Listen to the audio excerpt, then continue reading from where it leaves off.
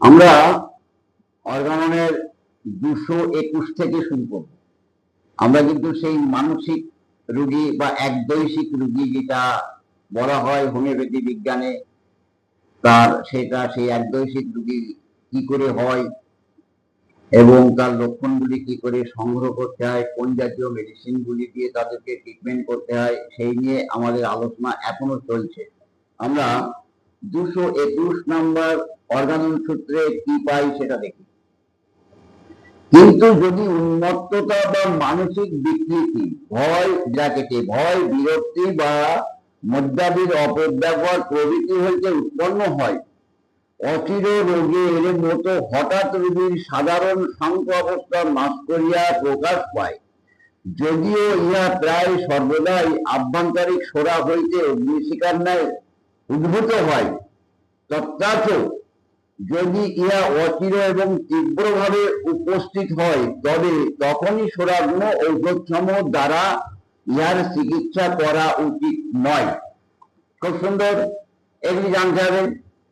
তাই দেখা গেল মদ্যাদি পান করার ফলে বা দেখা গেল হয়তো কোনো ভয় বা বিরক্তির থেকে বা দেখা গেল যে কোনো অবস্থায় হয়তো বোঝা যাচ্ছে না, হঠাৎ তার মধ্যে একটা উন্মত্ততা অবস্থা এসে গেল।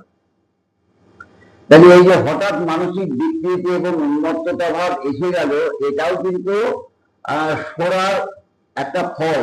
অবস্থায় সোরা অগ্নিশিখার মতন দাউ দাউ করে চলতে থাকে, অর্থাৎ নদীতে বান ডাকলে যেমন হয় ওই অবস্থা তদনুরূপ।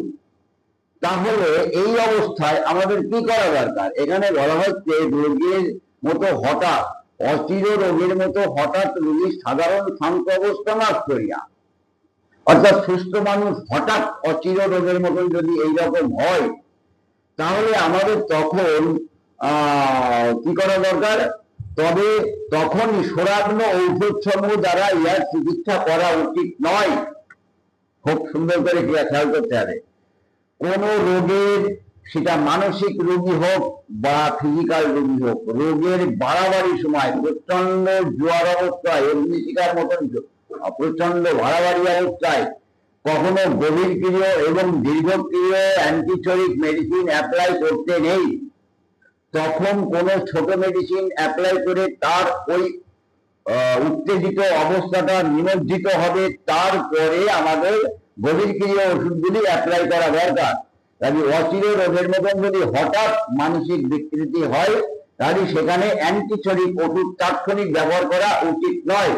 এমতো ক্ষেত্রে অ্যাকোনাইট হোক, ব্লেডমা হোক, এই জাতীয় ছোট ছোট মেডিসিনগুলি কি প্রয়োজন সেটা নিয়ে আমাদের চিন্তা ভাবনা করতে হবে, মাথায় রাখতে হবে এগুলি, নতুবা হিতে বিপরীত হয়ে যাবে।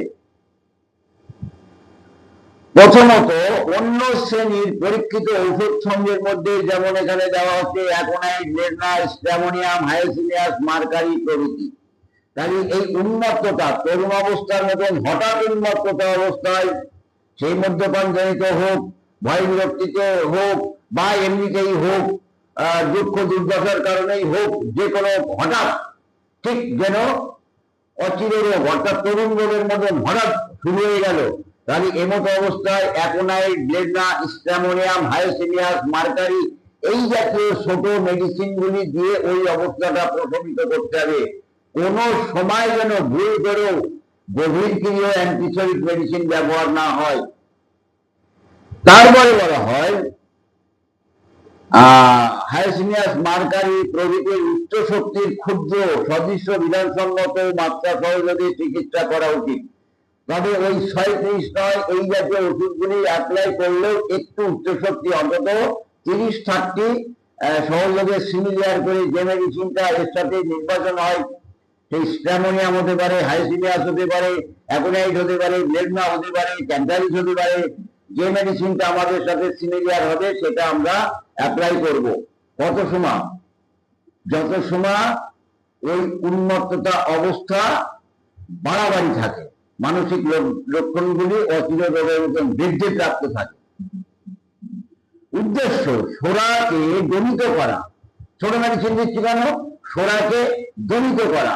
সোরাই অগ্নিশিখার মতন এখন বৃদ্ধি হয়েছে কোনো উত্তেজক কারণ দ্বারা, সেই সোরাকে দমিত করা, অর্থাৎ ইয়াকে সাময়িকভাবে পূর্ববর্তী সুপ্ত অবস্থায় ফিরিয়ে আনা, অর্থাৎ এই ছোট ছোট মেডিসিন দিয়ে ট্রিটমেন্ট করলে এই সোয়ার জাগরিত অবস্থাটা আবার খানিকটা সুপ্ত অবস্থায় পৌঁছে যাবে।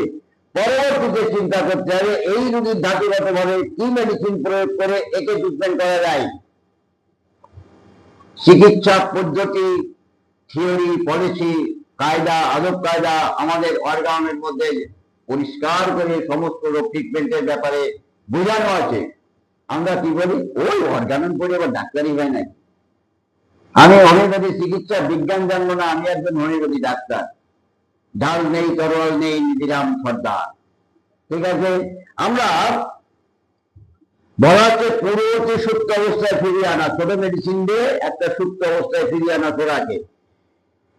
এত ব্যবহারে রোগী যেন সম্পূর্ণ সুস্থ হইলে বলিয়া বোধ হয়। এই সমস্ত ব্যবহারে মনে হয় যেন রোগীটা পূর্ণাঙ্গ সুস্থ হয়ে গেল, কিন্তু একদৃষ্ট নয়, একদৃষ্ট সদৃশ্য।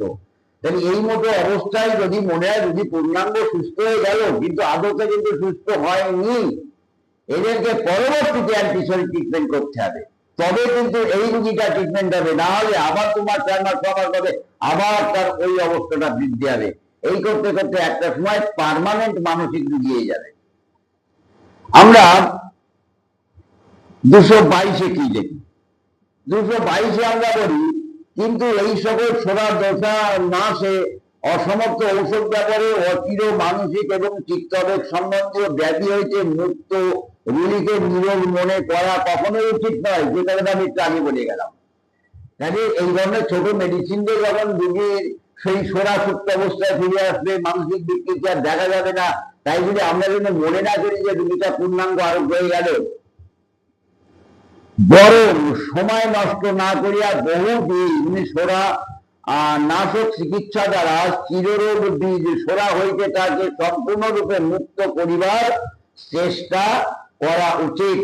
তাহলে যখন ওই বাড়াবাড়ি অবস্থা কমে যাবে, তারপরে একটা অ্যান্টিসেপ্টিক মেডিসিন আমাদের রোগীর ধাতুগত ভাবে আমাদের নির্বাচন করে অনেক দিন ধরে এবং দীর্ঘ সময় ব্যবধানে ওষুধগুলি অ্যাপ্লাই করে তার সেই চিররোগ বীজ অর্থাৎ ছোড়া মাইজমটাকে সম্পূর্ণরূপে দূর করতে হবে। ছোড়া এখন সত্য ভাবে আছে সত্য, কিন্তু যে কোনো মুহূর্তে ওরা পুনরায় আত্মপ্রকাশ করতে পারে। আমি যেটা একটু আগে বলে গেলাম, আমরা তরুণ মেডিসিন দিয়ে ট্রিটমেন্ট করার পরে মনে হয় ভালো, কিন্তু যে কোনো অবস্থায় আবার আত্মপ্রকাশ করবে।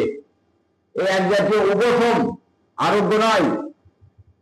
সোলাগ্ন ওষুধ দ্বারা চিকিৎসার পর যদি রোগী তাহার আহার বিহারের ব্যবস্থা পালন করে, অর্থাৎ ক্রনিক যখন ট্রিটমেন্ট দেবে অ্যান্টিমায়োপ্যাথিক মেডিসিন দিয়ে, তখন যদি রোগী তার যথেষ্ট ভাবে নিয়ম মেনে চলে, অর্থাৎ রোগী হলে কিন্তু নিয়ম মানতে হবে, জামাই মতন চলতে হবে, রোগীর মতন চলতে হবে। তার খাদ্য খাবার চলাফেরা মানসিক অবস্থা সবকিছু যদি নিয়ম মতন চলে বা পালন করে, তবে আর পুনরাক্রমণের ভয় থাকে না। তাহলে সোরাকে ট্রিটমেন্ট করতে হবে, আর শরীর ট্রিটমেন্ট যখন করতে হবে তখন রোগীকে তার ম্যানেজমেন্ট বিষয়ে ভালো করে অবগত করে দিতে হবে। আপনি এইভাবে চলবেন, তাহলে কিন্তু আপনার রোগটা স্থায়ীভাবে আরোগ্য হবে, নতুবা কিন্তু আবার ব্যাক করবে। আপনি যদি ট্রিটমেন্ট না করেন আবার ব্যাক করবে, ট্রিটমেন্ট হবে না। বোঝা গেল? আমরা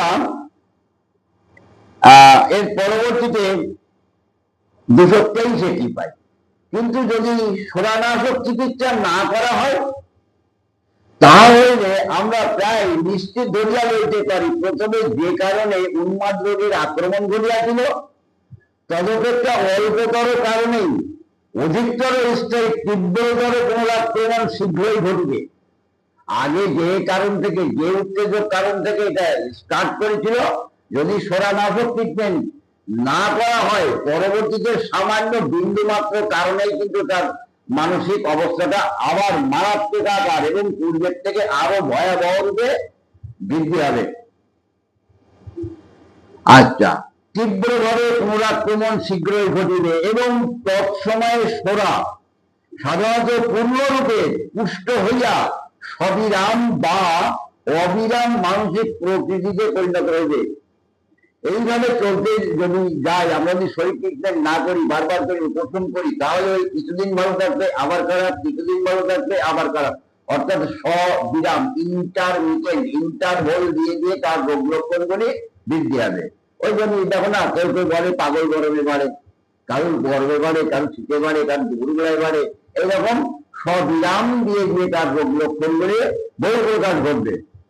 তখন ইহাকে সরান্য ঔষধ দ্বারাও আরাম করা আরো কঠিন। অর্থাৎ এই জাতীয় রোগী যদি ওই রকম 8, 10, 15 বছর ধরে ওই রকম মেন্টাল ডিসে ভুগতে ভুগতে ভুগতে ভুগতে একটা অবস্থায় পৌঁছে যায়, তখন আর কিন্তু এই জাতীয় রোগীকে আরোগ্য করা যায় না। অ্যালোপ্যাথিতে প্রথম থেকেই ঘুমের রোগ খাওয়ানো হয়, ঘুমের রোগ খেয়ে গিয়ে শুয়ে দেওয়া হয়, ট্রিটমেন্ট হয় না।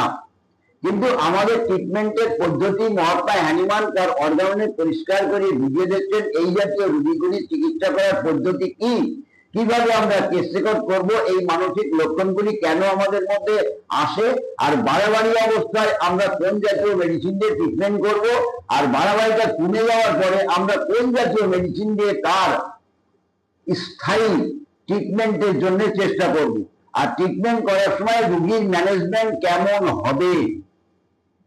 আর যদি এই জাতীয় রোগীকে সঠিকভাবে ট্রিটমেন্ট না করা হয়, রোগটা তখন ইন্টারমিটেন্ট স্ববিরাম টাইপের হয়ে যাবে, ওই কখনো বৃদ্ধি কখনো কম, কখনো বৃদ্ধি কখনো কম চলতেই থাকবে, জীবনটাই নষ্ট। তাহলে এই জীবন নষ্ট হওয়ার পেছনে কিন্তু গার্জিয়ানের কিছু ভূমিকা থাকে, তাদের জ্ঞানের কিছু দোষ থাকে, আমাদের চিকিৎসক মহলের বারবার করে চাপা দেওয়া রোগ লক্ষণের পরিণাম ফল যদি মানসিক লক্ষণ হয়, তাহলে চিকিৎসকও কিন্তু এর পেছনে একটা দায়ী বা দোষী।